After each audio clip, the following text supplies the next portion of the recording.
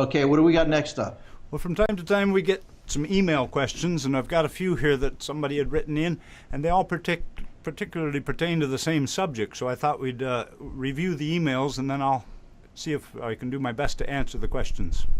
Okay, great. I've been trying to get Cakewalk Sonar to accept my built-in audio card, but at every turn it pops up with error messages about my audio card does not support the audio format or something. I'm not an expert on audio, I just want to compose music. I have a laptop, so changing the audio card is out of the question. What equipment do I need so I can record? And here's another one. I'm not getting any sound when I hit my MIDI keyboard. I'm using an EMU X-Board 25 as my controller for the VST. If you could help me out, it would be greatly appreciated.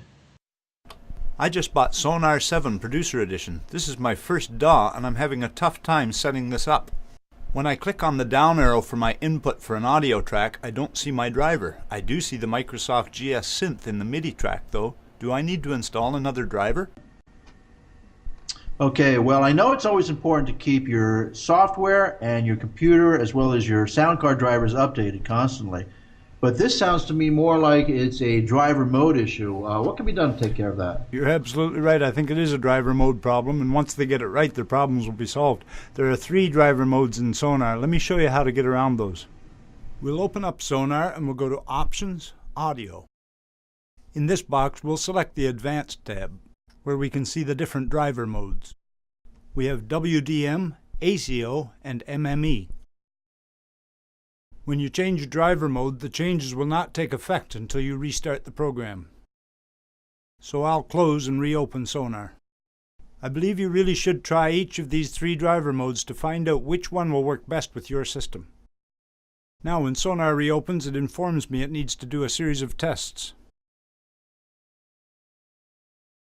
When that's done, you should go ahead and try it out. Test your MIDI and test your audio.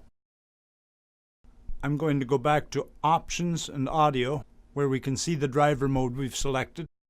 And you'll notice in the General tab, your sound source will show up in this list. Sonar will likely work fine on most systems. It's just a matter of finding the right settings. Okay, well, let's go on to our next question.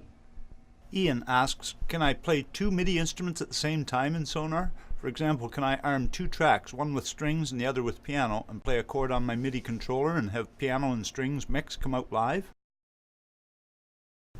You can if you turn the input echo on, isn't that right, Dwight? That's right, Mike. Let me show you an example here. Here I've set up several instruments using the TTS-1. When I highlight a track, my keyboard plays that sound. And the input echo goes to purple. By default, it's in the through mode, so you can hear the instrument. If I click on this symbol, it turns yellow, and input echo is on. Now by highlighting and playing another track, it will sound both instruments. And you can adjust the volume of each separately. We enjoy being able to help out with your email questions, and you can reach us here, michael@utrax.tv or dwight@utrax.tv. And if you're interested in having your smiling face here on our program, you can ask your question in the form of a video by posting it to YouTube. But if you decide to do a video question, please keep this in mind. Videotape your questions and post to YouTube. Try and keep them short and to the point. Send us the link in an email. And please, do not send any attachments.